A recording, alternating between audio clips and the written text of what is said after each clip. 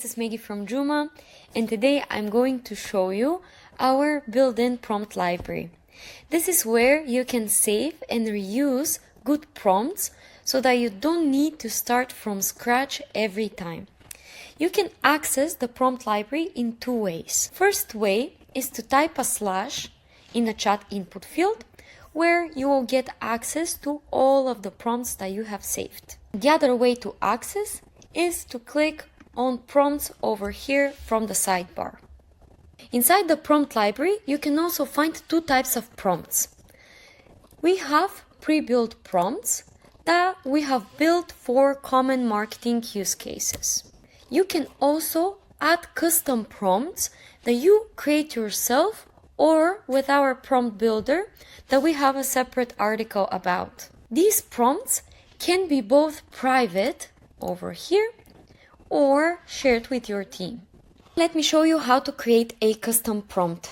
I would like to create a shared prompt, so I'm going to click on that button and give it a name. Next, you can select the preferred model. When someone uses this prompt, the chat will automatically switch to that model. This is optional, but it's good to have because different AI models excel at different tasks. You need to enter your prompt here, which I'm going to paste since I have it prepared. Here is where it gets super useful. You can add these variables.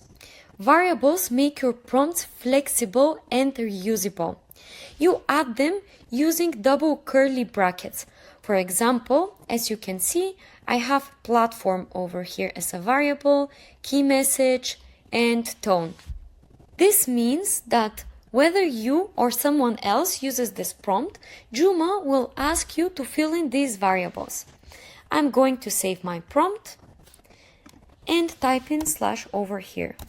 See, now I'll need to add a specific platform, a specific tone, or a key message. After I have filled in my variables, when I click on apply prompt, all of the content I have added inside the variables will be added inside the prompt. As your prompt library grows, you can create folders to organize prompts by department, projects, or use case. You can also decide whether to keep prompts private or share them with your team. Last but not least, you can restrict editing for some prompts if you don't want them to be further modified. Thank you so much for watching and see you soon.